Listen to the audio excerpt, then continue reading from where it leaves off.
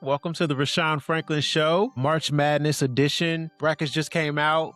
Everybody's excited. So I've got two experts on to talk about who you should pick and why. I've got John Shewitt, KSR alum, on, and Chris Gordy, locked in on SEC, a podcast host. How you guys doing? Ready to give you the perfect bracket. Sure. Yeah, if Warren Buffett's still doing that $1 billion challenge, I'll take him up on that. Put any dollar amount on that. It'll never pay. Yeah. Warren's he knows that and keeps it going. But yeah, man, we've got a pretty packed episode for you guys. Talk about 5-12 upsets, star players. There's a lot of great players coming into this tournament that we'll talk about. I've got a couple that I think can make themselves legends if it pans out for each team. But first, I've got one gotta stay. We've got some March Madness moments. We've got, and look at the AI slop that this thing is just put out. I want to make sure that the viewers see this. Producer Mike, please let the slop show. But all right, if you guys have to pick one of these shots, Christian Laettner, Chris Jenkins, Mario Chalmers, or the Gordon Hayward half-court miss. Now, it didn't go in, but I know you guys remember watching that, and I literally shrieked when that shot hit the backboard and went and bounced off. First of all, let's talk about all of these. Let's talk about Gordon Hayward first. What are your memories from that, and how do you feel just thinking about that specific shot again?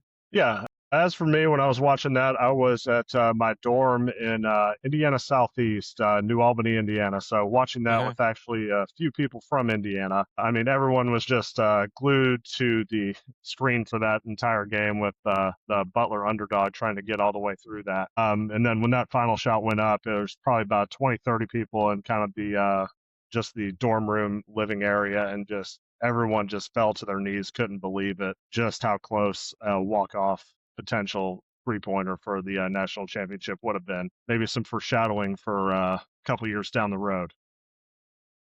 Yeah, Chris. Yeah, I remember. And go ahead and pick one when you're done. I remember watching the Gordon Hayward. We were at the Disney Boardwalk in we were at Disney World. I don't know why we went during tournament time, but I just remember watching that at whatever the sports bar was there, and the whole place going nuts.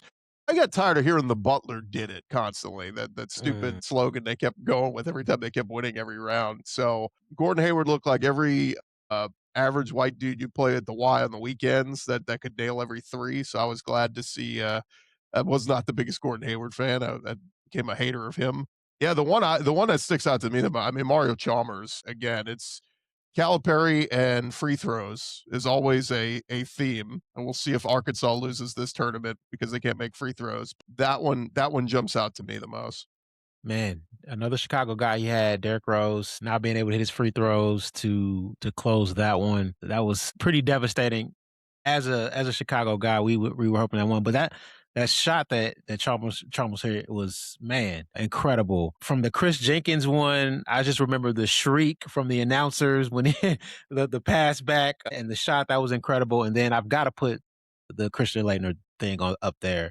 I mean, obviously, John or I, we're not going to pick that one, but incredible shot nonetheless. I mean, they're going to show it 20 times during this tournament. So Chris has the Mario Chalmers one. John, who you got? I mean, in terms of the biggest shot ever, it was the Laettner shot, unfortunately. Oh, no. I said was. I mean, but okay. Now it's the Chris Jenkins shot. It was a walk-off to win the national title. It doesn't get any better than that. Yeah, for sure. And you guys did it to my LSU Tigers this year in the regular season. Not quite the same thing. But, cool. I'm actually going to go with the Gordon Hayward one. I think that one just kind of sticks out of my mind the most. I thought he was going to hit that. And we were just holding our breath as that went in or went up. And man, what a run by Butler that year. Incredible. So I think we want to go and talk about, kind of get into the tournament, the bracket. We discussed talking about 5-12 upsets. There's always an upset, that 5-12 spot. Who do you guys have there and why? We'll start with John. I mean, in terms of who's more likely to do it, I mean, Akron, Texas Tech, I think is the smallest point spread currently. Texas Tech obviously lost Jay or Toppin for the remainder of the year. They've had some success without him, some low points as well. And then I would go Wisconsin high point, but I think as the next one. But honestly, I've kind of run through a few parlays today. I think this might be the year there are no 5-12 upsets. I mean, Akron, they don't really fit the profile of a team that upsets a much more athletic Texas Tech team. High Point's strength of schedule is just everyone made fun of Miami, Ohio's strength of schedule, but High Point was by far worse, and they lost more games. I think Vandy's a very, very good basketball team. I think they're underseeded as that 5. I think they could Yes. have had a better argument for a 3. And then kind of St. John's, I think they're underseeded as a 5. I think they could have been a high 4, maybe even a 3 with how hot they've been. Granted, the Big East isn't the Big East that it usually is, but honestly, I think I've run it through a parlay. I think you can find a plus 119 out there if you parlay all 4, 5 seed money lines. Hmm. So that's kind of my hot take this year. I think all 5s advance this year in the first round. I agree. When I sent this question, I thought I might have a different answer, but when I looked at it, I don't think any of these 5 seeds are going to be upset. Texas Tech, if they didn't have Anderson and he's coming back and he'll play, I thought that they might be susceptible, but no, I think that I think Graham McCaslin is such a good coach. He'll get them out of that one. I don't know about going forward after that, but I think he's good enough to get them out of that. And, even with topping out, they should be okay. But like to your point, John, I love all of these 5 seeds. That 5 seeds could make a deep, deep run in this. Maybe St. John's. I like Texas Tech, how they were playing towards the end, but without Toppin, I don't see them going super far. So yeah, I don't have one either. Chris, what you got? I think I'm going to roll with High Point over Wisconsin. I mean, they're 30-4 overall. They just won the Big South Championship. They got 2 pretty good scorers in Rob Martin, who's a guard, and Terry Anderson, who's a forward. They both average close to 16 a game. But I was diving into the numbers. They led the Big South in scoring this year at 90 points a game, and then they led the Big South defensively, giving up just 70 points a game. They defend the 3-point line well. They shoot well from 3. As a team, they shot 49% from the field. I get it. They didn't play anybody of worth all year, but the other thing is they lead the country in steals per game, 11 steals per game. So if they can get their hands on some balls, I look at Wisconsin. It's not a special Wisconsin team. They went 24-10. They did beat Michigan back in January. By the way, before that, they lost every ranked team they played. And then they've played better these last couple of weeks. They had won 5 in a row before they lost to Michigan in the Big Ten semis. But I don't know. I just look at Wisconsin, and I don't know if this is, this isn't one of the best Wisconsin teams ever. So if I was picking one, if I had to pick one, give me High Point to pull off the upset. So Big Ten hasn't won one since 2000, Michigan State. Do you guys in any of the brackets you filled out have a Big Ten team cutting down the nets? And which one No. would it be? Jesus. I did not either. However, I do have 2 in the final 4. Which are? Illinois and Purdue. And I Yes. know it's Purdue. They do have the number 1 offense in the country. However, in some of those games they lost at home, they had some just horrible 3-point luck go against them. The other teams are just ridiculously hot against them. Number 1 team in regards to offensive efficiency in the country right now. They came in as a high expectation team this year. I can't remember their initial ranking in the AP top 25 poll, but they were I up think it there in was the top 1. 5. I think it was 1. Yeah, you may be right there. I cannot remember. I usually just focus on the Ken Palm stuff. I Sure. usually don't focus on the AP, but Yeah. there is some predictive value there. Illinois, they're more of a high variance team. They shoot a lot of threes and they get a lot of rebounds and they just keep doing it again until they don't do it anymore. They also are just absolutely enormous, which can offset potential Florida matching up size for size with them. They can spread you out. They can rebound, which is kind of what Florida's advantages are this year without their ability to shoot like they had last year. And they can go up against Houston too. Houston loves to turn you over. Illinois doesn't turn the ball over, though. Illinois rebounds. Houston's not overly tall. So that's a team, Houston, who likes to get extra possessions, but Illinois may just offset the ability for that to happen. So those are the 2 Big Ten teams who I like to make the Final Four. I don't think either one of them are going to win it all, though. Yeah, so kind of fast forward into, we decided to do the best potential Sweet 16 Elite Eight matchups. That's mine. Illinois, Houston, the two freshmen, I think, facing each other. Um, high potent offense with Illinois, historically great defense with Houston. They're a pretty good defensive team, not as good as they were in the past, but pretty good this year. That's my matchup. I can't wait to see that one if that one happens.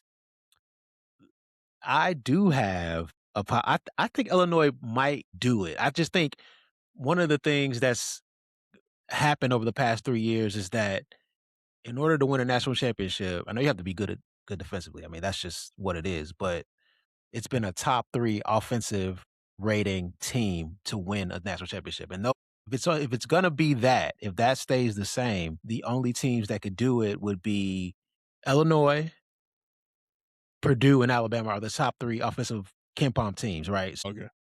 That if it holds to that, I think that the Big Ten might have a chance to cut down the nets this year. It's a weird year.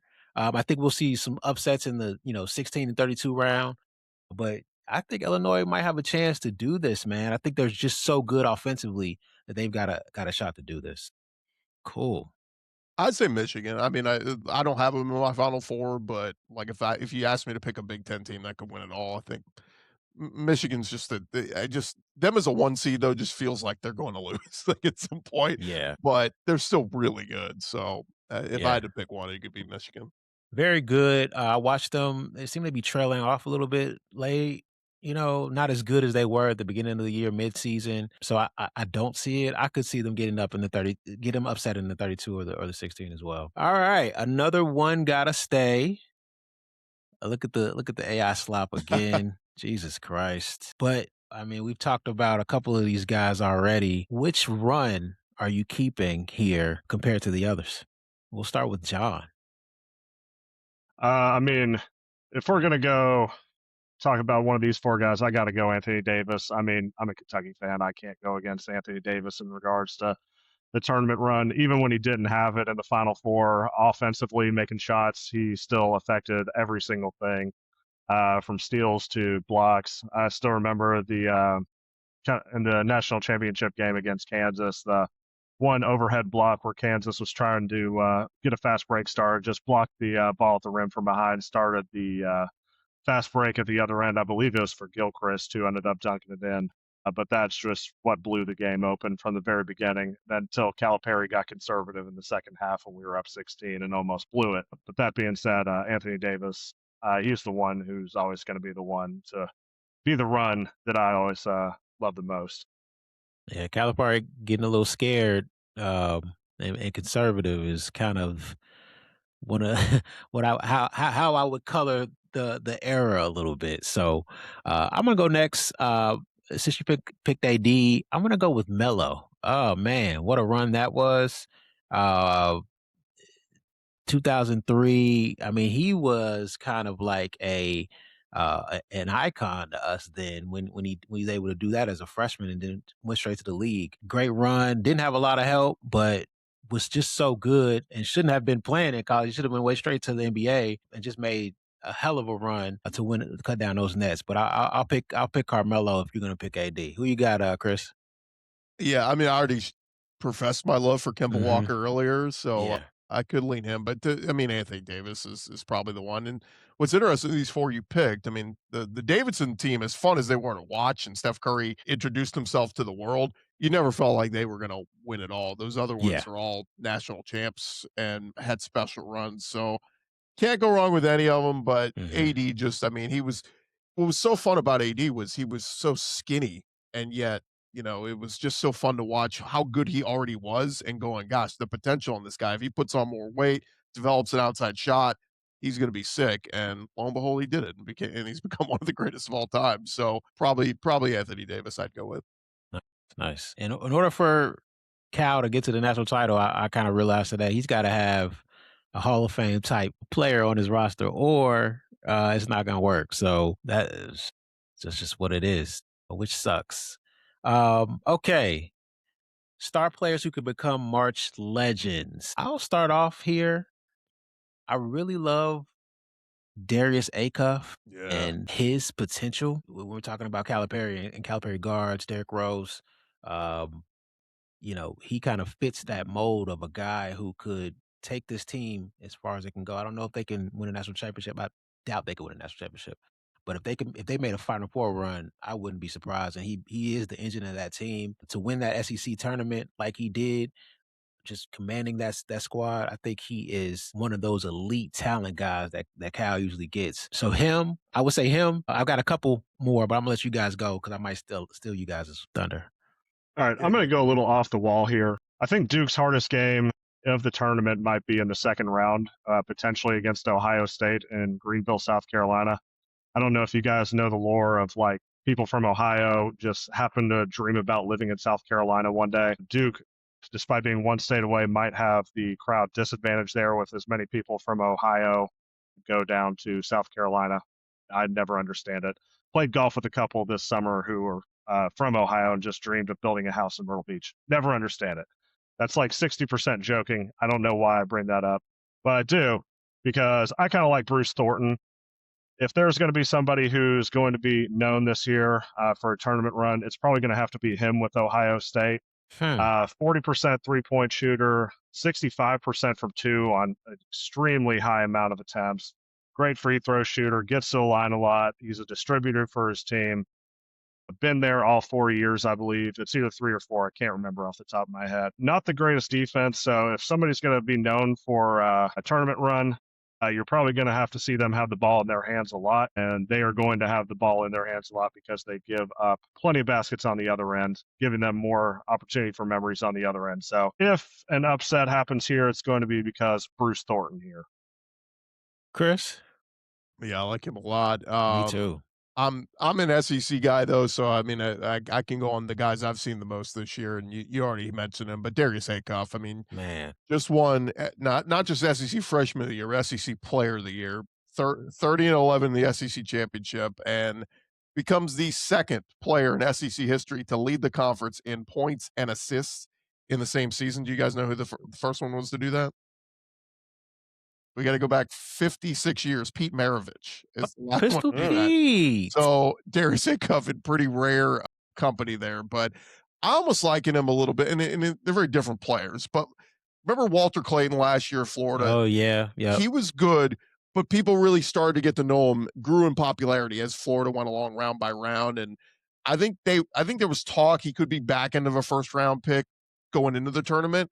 But then he put himself in the top 20 because of the run Florida had. Sure. Right now, most mocks I look at have Acuff going 9th or 10th. I think he solidifies himself as a top 5 pick. If Arkansas goes on the run that I think they're going to go on. So yeah, I just think he's so special. I've watched him all year. When Sean Miller at Texas said a few weeks ago that I've been coaching 36 years. This is the greatest guard I've ever coached against. I was like, that's pretty high praise. So Acuff to me is just hands down. He's a star right now. I think he'll be a superstar by the end of the tournament. Yeah, and that team is just loaded with. I mean, it's a Calipari team, so just loaded with talent. Him running the show, I think they've got a pretty high ceiling.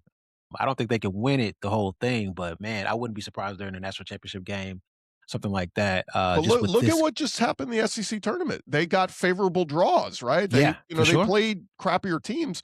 What if that happens en route to the NCAA tournament? If they get easy draws along the way, who knows? Could be. I just can't see it. I think that they're just too bad defensively, but we'll see. A couple guys I wanted to mention. John and I talked about both of them, a superstar freshman. AJ DeBansa, he looked great in the Big 12 tournament.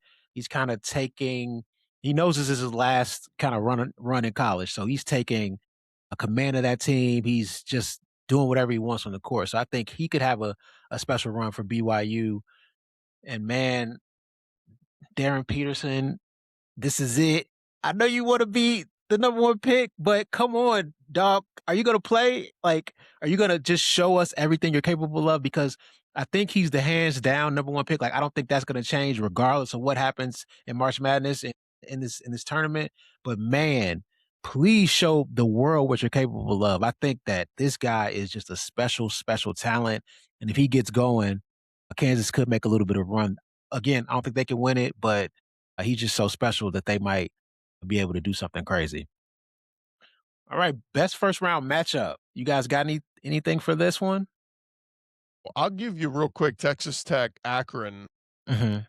Tech is kind of stumbling a little bit. They lost 3 in a row coming in. They Yeah. they were one and done in the Big 12 tournament, and they haven't won a game this month, in the month of March. So, we know they lost JT Toppin a few weeks ago for the season, and, Christian Anderson getting hurt a few days ago. They say he's healthy, he's gonna be back, but, I know, again, it's hard to look at these mid-majors or these small schools and be like, "Yeah, you haven't played anybody," but Akron's won 10 in a row. They're 19-1 in their last 20. I was looking at their scorers, Tavari Johnson, Amani Lyles. They look pretty good. Akron, by the way, has never won an NCAA tournament before. They are 0-8. When I see numbers like that, I go, those Might be numbers time. need to be broken at some point, right? Yeah. So it worries me a little bit about Tech. We'll see. John? Yeah, I think probably my pick would be VCU, North Carolina. Obviously, with North Carolina losing their best player. I believe VCU won 16 of their last 17, beat a couple top 100 teams in their conference as well. Looked pretty good doing it. I think that's going to be kind of one matchup where one of the few upsets we'll see in the first round, if that's a hint for you, what I think kind of is going to happen in the first round. Yeah. I love Miami, Mizzou in St. Louis. A lot of reasons.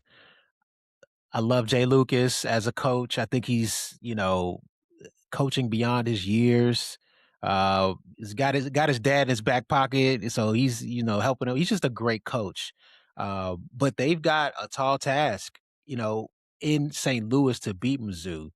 I think they're going to do it because Mizzou's kind of just trailed off. They've had a couple good wins, but they'll have a home crowd. But this is a good first round matchup that I think can really provide some spark in that first round. You know, two decent teams, but I think Miami should pull that one out. So that's mine. All right, we got another one gotta go here. Look at the slop again, but look at John. Look at I don't know who that is. Okay. Who you guys got that has to go? I mean, just their entire careers. One gotta go. Who you got? We're talking in-game coaches. I don't No, know. no, no, no, no, no, no, no. Krzyzewski, how many national titles? What was that? 5? Mhm. Billy Donovan 2, Jay Wright 2, John Calipari 1, and I mean, just going off of that, it's got to be Calipari. Oh, Look, I'm appreciative of what he did here from 2010 to about 2019. Last 6 years, pretty dicey. that And was in pretty comparison, bad. and talking about how much talent you have compared to everyone else in the field, you had more, with the exception of maybe Krzyzewski, but Krzyzewski accomplished, 5 national titles? Donovan 2, granted, that was with basically the same team. Jay Wright, 2 completely different teams, but 1 national title compared to multiple for all the others. I think it's a pretty easy one to go with. Damn, Chris.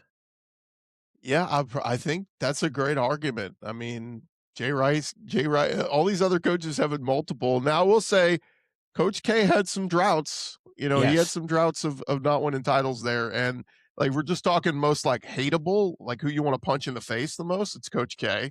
I don't For know why. I sure. just just don't like the man. But yeah, man. I mean, Calipari did the least with most, if we're being real. I mean, there should have been the that undefeated season where they lost to Wisconsin, that was like that was you should have won that one. There's multiple teams at Kentucky that he should have won titles with. So probably putting Calipari in there. Damn. Um, I can't. I love Johnny. I just can't push myself to do it for all the reasons you guys mentioned. All the wasted talent. I mean, when you look at some of the Shea team, the Tyler Hero team, it's a lot of wasted talent. 2014, he almost did it. That was a hell of a run, but I just can't do it. I'm gonna have to get rid of Billy. Even though he went back to back, I can't get rid of K because K's who K is, and he's a Chicago guy. And I just really like what Jay Wright did with Villanova those last couple years he was there. Yeah, Billy's got to go for me. Billy's a Chicago guy now. Not no no no no no he isn't. So hopefully that's going to be over soon. We'll see. All right. Let's get back to the rundown. I kind of gave you guys my best potential Sweet 16 Elite Eight matchup was Illinois and Houston. What do you guys have for that one in particular? I went with Illinois and Houston too. I absolutely love Wow. that matchup. Hopefully we get it. I Yes. think we will. It's really just the two teams of getting the absolute most out of every possession. Illinois and Houston, both elite ball handling teams, they do not turn the ball over. Illinois is one of the best offensive rebounding teams in the country, as is Houston. The one thing in this game I like in Houston's favor on defense, they will turn you over a lot. Whereas Illinois just kind of sits back and waits and just uses their height to distract you from your ultimate goal of hitting the basket. But I mean, I love that. I love seeing Houston play. I love seeing Houston play oddity teams, kind of like Illinois, just the team of giants who shoot threes. I think that would be a terrific matchup, and I'm really hoping that we get that because I would love to see that one. Yeah, I do too. I don't think Kelvin Sampson, I don't think this is the team that's going to win him one, unfortunately, because I wish he would have won one over these last however many years. Seems like he was due and just didn't cash in. But you're right, Kingston Flemings, Keaton Wagler. If this happens, the freshman matchup here is just too tantalizing for us not to get. And man, this draft is just loaded with talent from top to bottom. So yeah, I hope that's mine, and I hope it happens for sure. Yeah, let me give you a little wrinkle there too. I mean, the second round is going to be here in Houston. I'm live in Houston, and Toyota Center is going to be packed with Cougar fans, and so that's the matchup. We get to Sweet 16, Elite Eight. You know, Houston's going to have the decided home field advantage. Mm-hmm. We're just sticking with Sweet 16 matchups. Look, Florida Vanderbilt rematch is possible. Yes. Vandy just beat Florida by 17 on Saturday. Yep. So I'm just telling you, I know everybody's going to be jumping on Florida because they're the one seed and people are just going to pencil them all the way through. But Vandy just, Tyler Tanner and those guys, they're scrappy. I've been wanting to discount Vandy all year long, and they just keep proving me wrong. So that one could be a fun matchup. And then there's a few other, like just talk about brands in the Sweet 16. I mean, you could have Arizona, Arkansas. You could have Duke, Kansas, or Duke, St. John's. You could have Alabama, Michigan. So there are some really fun potential Sweet 16 matchups we can get, just brand names. When did Vandy decide to be good at sports? Like, I don't know, like Mark Byington, he's good, man. It's a good hire. man, that's crazy. I actually like the potential Arkansas-Wisconsin matchup as well. I mean, just for the whole Calipari Wisconsin thing, let's do it. Why not? I think that Arkansas is gonna blow past them, but I think that's a good one as well. Yeah, St. John's and Kansas. I like that 32 round matchup. Why not? That's two heavyweight coaches. The teams are kind of playing okay, so we'll see. So those are some other matchups I'm looking forward to as well. Speaking of like teams that can actually win it, does Florida have a shot? Like Chris said, this is a Final Four team that everybody loves. I don't think they can win it again, but who are you guys that everybody loves that you're kind of fading or don't think can make it out of their region at all as like kind of a number one seed or a Final Four favorite? I like Arizona. I don't love them. I don't love Really? how few 3-pointers they take. Uh-huh. It just seems like to maximize your ceiling, you really want to maximize just kind of the variability of how many points you can score. And by taking more threes, you can max out your ability against better opponents. I'd really love to see an elite matchup between them and Purdue just to kind of test those two styles. Purdue's not a team who's just going to launch threes for the sake of it. They run a very intricate offense under Matt Painter. However, they do take a lot more than Arizona, and they have a lot of guys who are very capable of making shots as well. So that'd be some I would be very interested to see Purdue potentially hitting 5, 6, 7 threes in the first half, and seeing Arizona have to come back, taking them out of their offense. Now, granted, I know Arizona's played a lot of teams who shoot threes, and they're very good. I mean, they just beat Iowa State. And Iowa State played about an hour or two away from their campus in that, so they did win that game. They're certainly a capable team, but that's one team who I don't think just stylistically, they maximize the style they play despite how good they are. Hmm. Chris? Yeah, just to back up real quick, like another Elite Eight matchup that I think could be very attractive. If we could get a Florida Houston rematch in Houston in the Elite Eight, and that's a rematch of the national championship. Again, it's advantage Houston in their backyard, but Yeah. I like Florida a lot. I mean, they've been hands down the best team, not just the SEC, but I think in the country the past month plus. I mean, they were blowing teams out. I think Kentucky was the only team that was keeping them within single digits, and they still went 0-3 against them in that stretch. But I saw this note from Chris Felica earlier. 17, when you talk about who can actually win the national championship, Mhm. 17 of the last 18 national champions have either been UConn or a 1 seed. The Hmm. one team that to buck that trend was 2 seed Villanova in 2016. So Hmm. if you got a 1 seed winning it all, you're probably in a good spot. But when you asked who's a team that we're fading, one of his other notes from Felica was each of the past 6 times Kansas was not a 1 seed, they failed to make it out of the first weekend. Hmm. Kansas is a 4 seed right now. I know people are running with them. I would fade Kansas. I think they're going home. People are running with KU. That's not. I would not do that. I think that. I mean, they'll get out of the Cal Baptist one. I'm sure of just because of the sheer talent that they have. But that St. John's matchup is not a good one for them. I would not pencil them in farther than a Sweet 16 run. It's just a weird situation with Peterson. It has been all year. I just can't see that. But the team I'm fading as a number one seed, even though they're really high on Ken Palm and just a really good analytical team right now, 6 or 8 offensive rating, and number one defensive team in the land, and that's Michigan. Something just does not look right with them when I watched them last. I can't put my finger on. I don't know if they're as talented as people kind of think, and so uh, a lot of times when people are filling out brackets, it's just like a blind. Hey, let's just look at the resume. Something about this team doesn't look right, doesn't smell right. I just think that they're poised to get bounced pretty early, especially with the guys they have leading the charge. I don't love any of their games really. So we'll see how that goes. Okay. We're getting down to the end of this. We want to do our final four picks and ultimate national champion. I'm gonna let you go first, John, while I put mine up. All right. Well, I've already revealed two of them from earlier. Illinois, I like their height. I like their ability to shoot. I think they match up well with Houston and Florida in those regards. I already admitted the other one, Purdue. I think they will play Arizona in the Elite Eight. I think the fact that they have the number one offense in the country right now and the ability to kind of maximize their variance against good teams with the amount of threes they can make, I think that is going to end up working out in their favor. Now it's Purdue. They could easily lose that 7-10 game as well. But I'm going to be a little different here because I feel like everyone's going Arizona. And then another little upset. I'm kind of higher on the ACC this year than most. I like how their teams at the top developed over the last part of the year. I'm going to go with Virginia. They got good enough shooting. Hmm. They've got good coaching. Their coach, Ryan Odom, was the architect of the first 16 to beat the 1 seed at UMBC. Mm-hmm.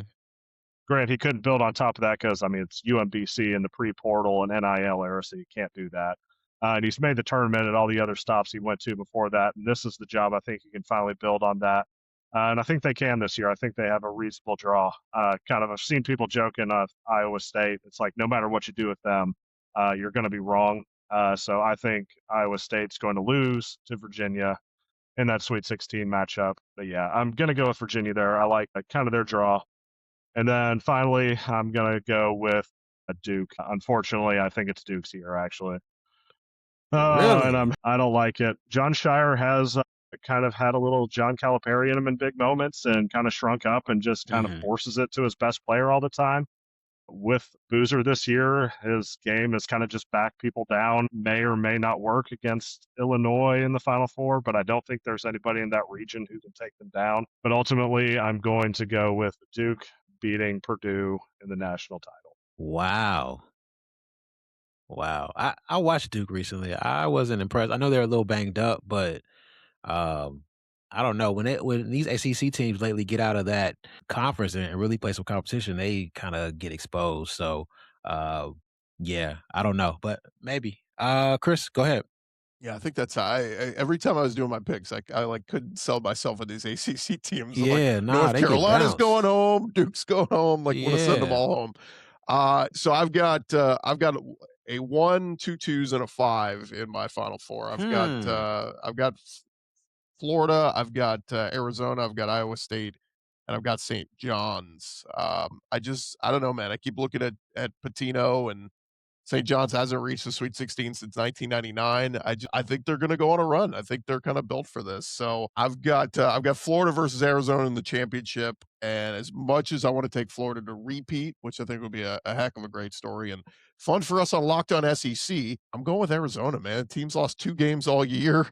One was, what, on the road at Kansas, and then in overtime against Texas Tech. Ken Palm's got them, what, 3rd in defensive ratings, so I get it. I hear all the reasons why not to buy in Arizona, but I just every time I've watched them this year, they've been super impressive to me. So I think Arizona over Florida. Okay. Okay.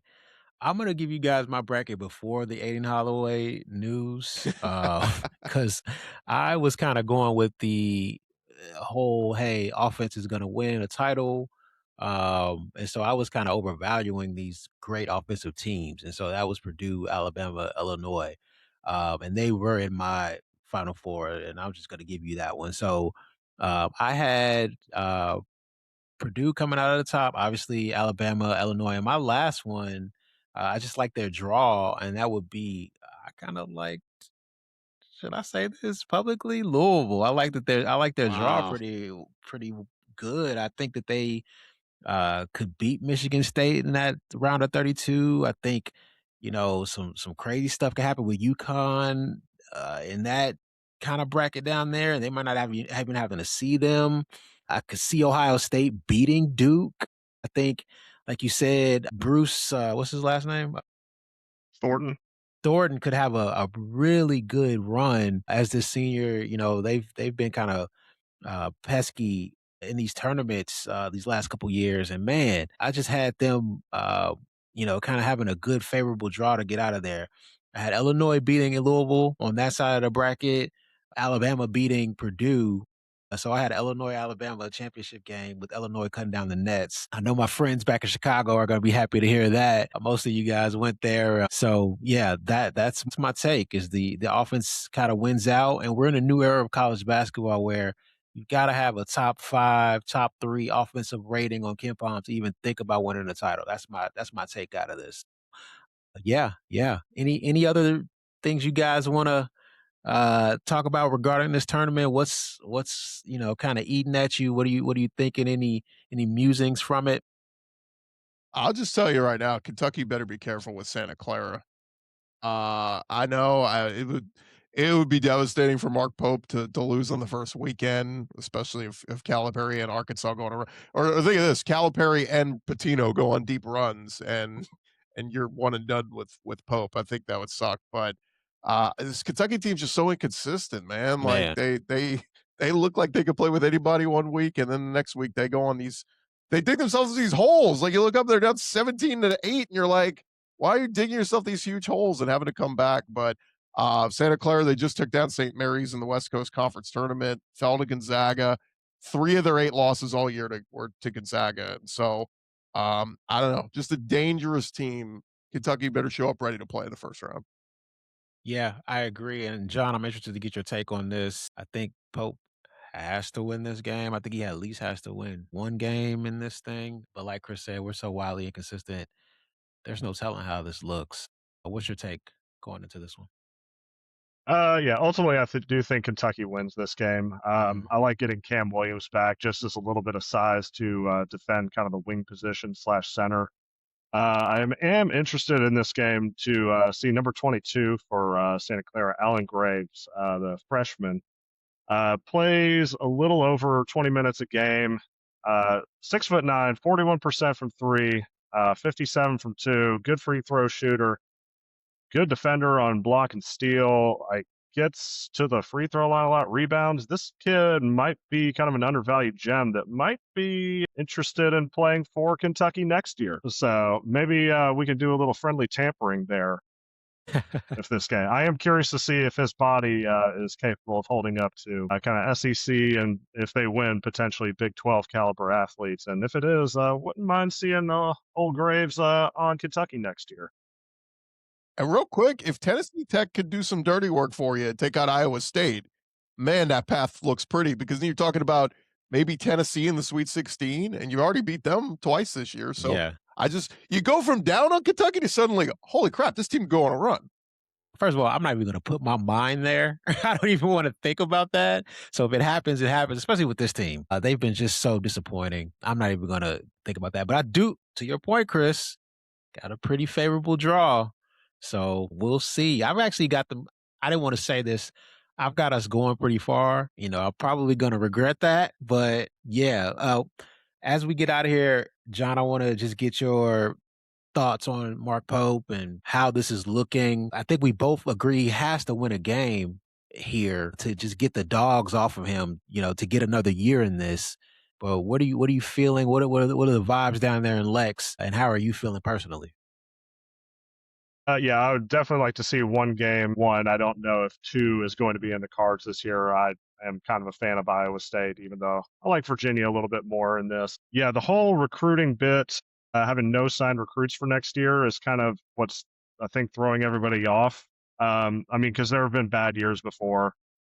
I mean, Grant, we just came out of the Calipari era when he had his first NIT year in 2013. It was just off a national title and a Final Four and an Elite Eight before that. So he had a lot of leeway there. I am kind of surprised there's not more leeway with Pope right now. Grant, we were a 3 seed, lost in the Sweet 16 to Tennessee last year. It's not the quote unquote the Kentucky standard. However, as late as he came in last year, putting the roster together and making that a 3 seed with the most top 15 wins in a season, I'm surprised we're trying to run him off so soon, but I also understand kind of the feelings of why people are feeling that way. I mean, Gonzaga beat us by 1,000 earlier this year, lost to Yes. Louisville, lost to other teams. So it's just like, how do you even feel? Because like you see Pope, all these top 15 wins last year and even this year with the road win at Arkansas, road win at Tennessee, the win at Vanderbilt, or win Vanderbilt at home, and even St. John's in a neutral site. Like, we have the potential to be good, and I think people are just frustrated because they just want consistency, but Yes. may not be it. Wildly inconsistent. He got us too excited for this year. That's the thing.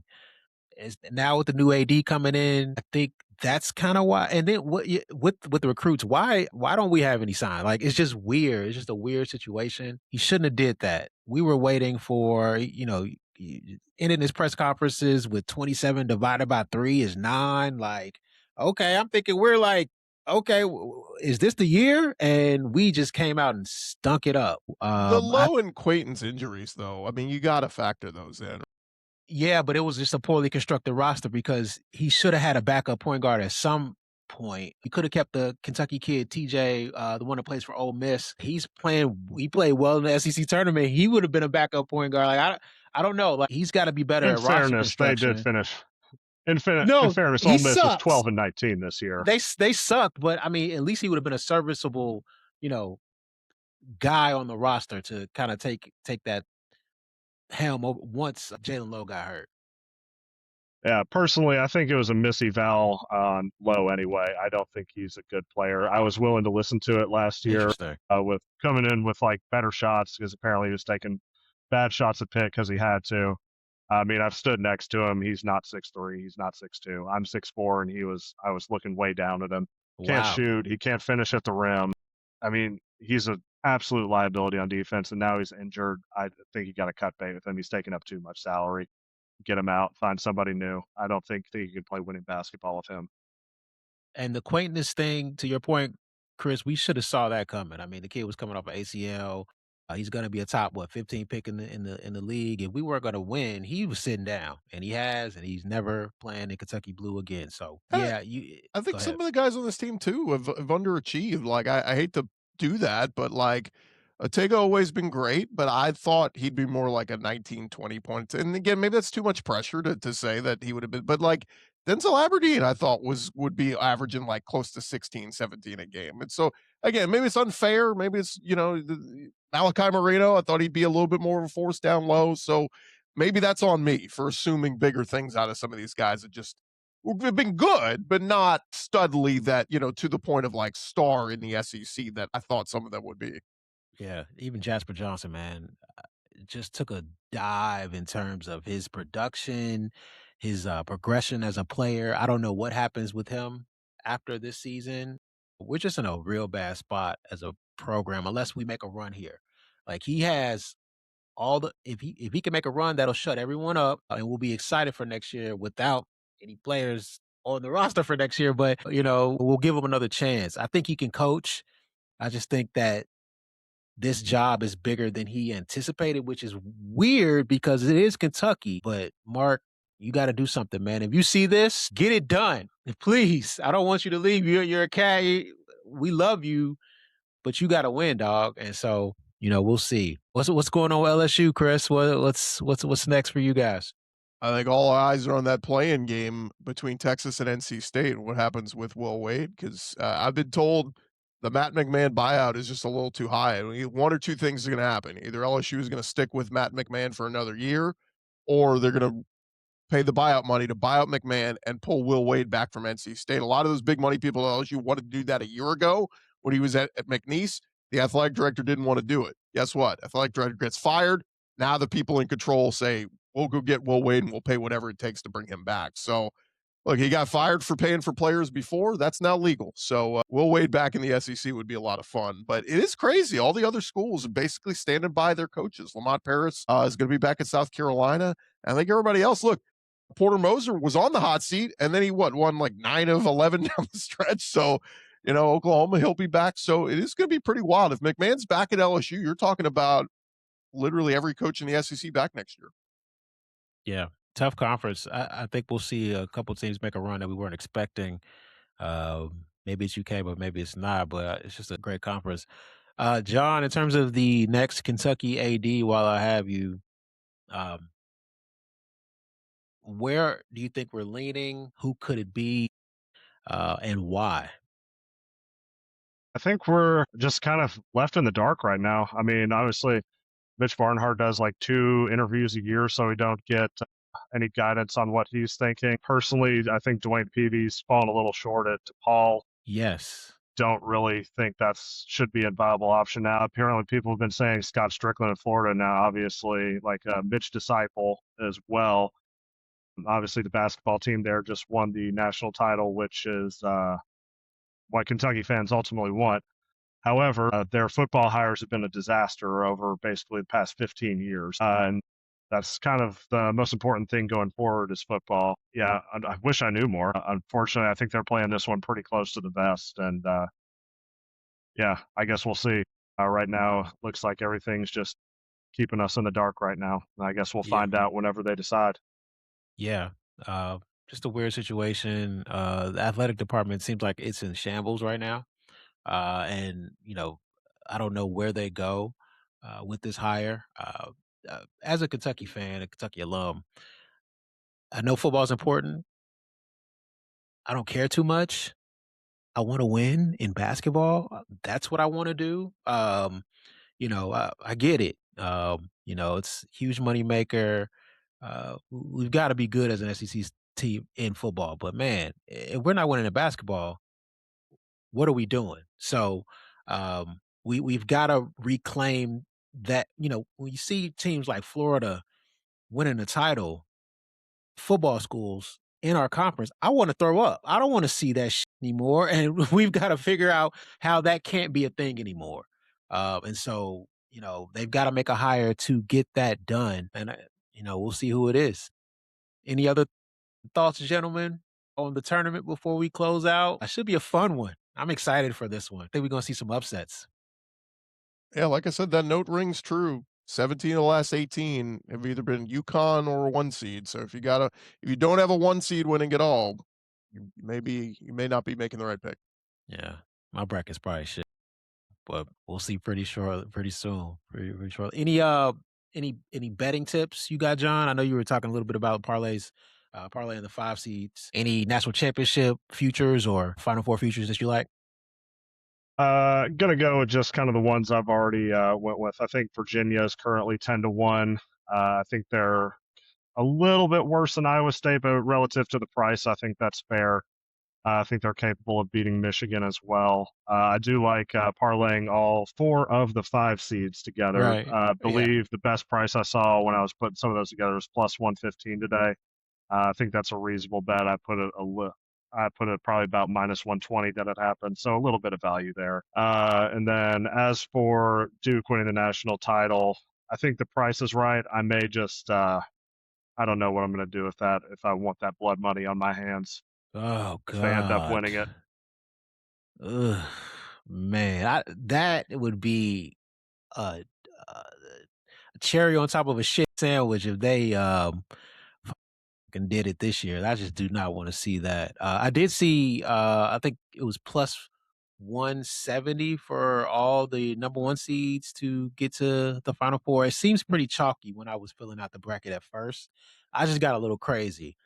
So I could see it just being, real chalky things, kind of play out that way. So that was something I saw. Chris, I don't know if you bet or have any things you're looking at in terms of the betting market for this one. Yeah, just a few longer odds. Like if you like there's some teams I'll just throw 10, $20 on straight up. I think Michigan State is 60-1. So, Tom Izzo. Every year I always sell on Michigan State, and then Tom Izzo wins a couple more games than he's supposed to. And so I'll try not to ever discount him anymore. I think Gonzaga, I think, is 55-1. So again, if you throw 10, $20 on it, they probably won't, but at least those are some longer shots. If it pays well. Yeah, for sure. Speaking of Michigan State, that Cohen kid jumps out of the gym. I've never seen the athleticism that kid has. Man, you don't see that quite often. But just, I don't know if he's the type of guy that could take you to a national title, national title game, something like that. But he's just really, really good at it. Speaks to this upcoming NBA draft. It's going to be one of the more littered with talent draft that we've had in quite a long time. I think that's it, guys. I think we're just ready for March Madness. Should be fun. The conference tournaments were amazing. I had a great time watching all of those. So it should be a fun tournament. So enjoy it. It's the best thing in sports, in my opinion. And it's always even better when, Kentucky's good, which, we'll see. Thanks to you guys. Thanks to Chris. Thanks to John for coming on. It was fun. We got to do this again. And thanks for listening to the Rashawn Franklin Show. Peace.